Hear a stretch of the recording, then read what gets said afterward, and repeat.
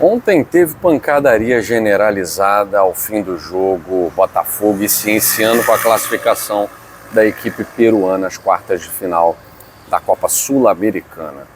Mas a pancadaria generalizada, ela precisa acontecer principalmente depois do jogo, depois de tudo que rolou na Copa Sul-Americana, é nos bastidores da Conmebol. E é claro que essa pancadaria é metafórica. Os jogadores do Botafogo até se justificaram, o capitão Alex Telles justificou, falando do treinador da equipe peruana, que é argentino, que realmente faltou com respeito. É o momento dele, né? Dirige uma equipe medíocre, sem qualquer importância no cenário internacional. O momento dele era esse, eliminou o campeão e eliminou a melhor equipe da Sul-Americana. Pelo menos nos pontos do grupo, né? A fase de grupos. O momento dele é esse. Não sabe se vai ser campeão, provavelmente não. Enfim. E os jogadores do Botafogo exigiram respeito. Marçal deu até um murro na cara lá do treinador da equipe do Cienciano. E virou um espetáculo para o torcedor que já estava sofrendo ali com uma eliminação vexatória, vergonhosa, a segunda do Botafogo no ano. Eliminação que não poderia de forma nenhuma ter acontecido. Tá? E aí estamos falando aqui, na verdade, de coadjuvantes de tudo que aconteceu no jogo de ontem. Porque os verdadeiros responsáveis, eles fazem parte de um conluio na Conmebol. E eu já falei várias vezes aqui, a Copa Sul-Americana, ela é o consolo dos derrotados. Quem são os derrotados?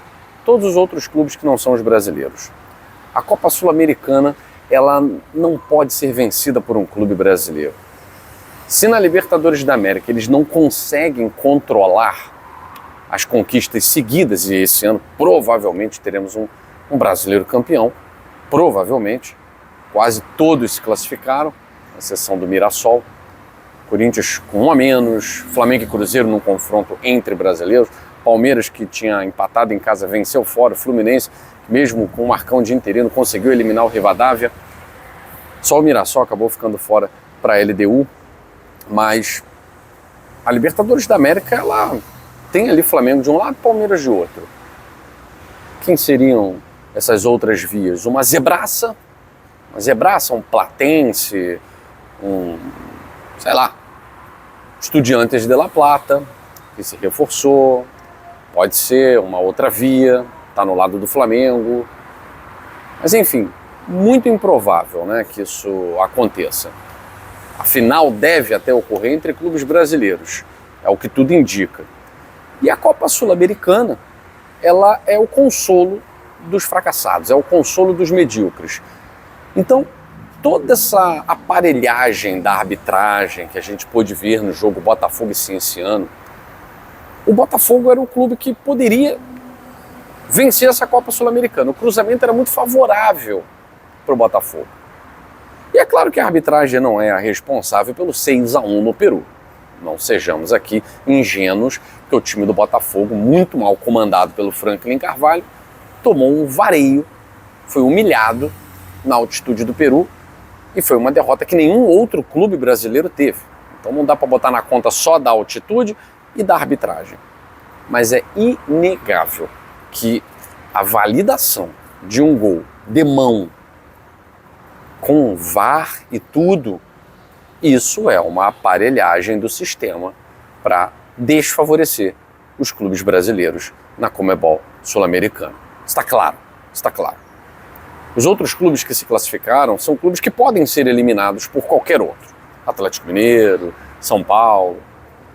São clubes mais frágeis tecnicamente. O Botafogo, se encontrasse um caminho nessa temporada com comando técnico, dificilmente seria batido pelas equipes da América do Sul. Era preciso matar o Botafogo ali.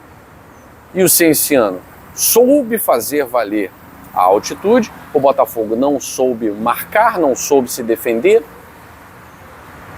mas validar um gol de mão no jogo que estava 1-0, com 5 minutos de análise, tendo a bola batido claramente no braço do jogador, em nenhum campeonato do mundo a gente vê isso, vimos na Copa Sul-Americana.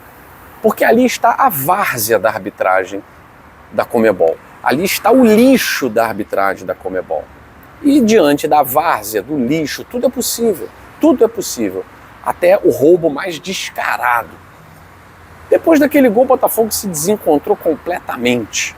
E aí já não dá para botar na conta da arbitragem. Mas o que aconteceu no estádio Newton Santos ontem, o árbitro se chama Juan Gabriel Benítez, do Paraguai. E o VAR, o senhor Ulisses Meirelles. Eles conseguiram uma proeza semelhante à do Arthur Cabral, que perdeu uma infinitude de gols. Perdeu pelo menos 3 gols que qualquer atacante comum que disputa uma Série B, uma Série C do Campeonato Brasileiro faria. Não dá para botar na conta da arbitragem tudo. Tem muita coisa que é responsabilidade, que é incompetência do próprio Botafogo. E é mérito do Cienciano. Agora, o senhor Juan Gabriel Benítez, ele claramente é manipulado pela sua própria atitude ao dar cartão amarelo para o jogador do Cienciano e imediatamente após uma falta dura, puxar o cartão, olhar para o número e lembrar, opa, esse cara tem cartão. Ele ia tirar o cartão, bota de volta, por quê? Porque iria expulsar o jogador peruano. E aí poderia facilitar a situação para o Botafogo. Acho que dificilmente o Botafogo se classificaria porque tem o Arthur Cabral ali. Né? Com o Arthur Cabral dificilmente os gols sairiam. Se puder, ele tira o gol. Bota dentro do gol e tira. Mas o senhor Juan Gabriel Benítez, ele poderia inclusive ser investigado. O Botafogo vai atrás disso? Será que o Botafogo vai atrás disso? Os clubes ficam com receio de se desgastar. A diretoria fica com receio de se queimar. E enquanto isso, a aparelhagem é feita na várzea sul-americana. O Botafogo poderia ter um jogador a mais durante boa parte do jogo, facilitando assim a tentativa de fazer gols. Um pênalti claríssimo no início do segundo tempo. Poderia ser um 2-0, o Botafogo ter aí pelo menos mais 40 minutos para fazer 3. Simplesmente uma falta inexistente anula uma penalidade claríssima e o Botafogo deixa de ter a oportunidade de fazer o segundo gol.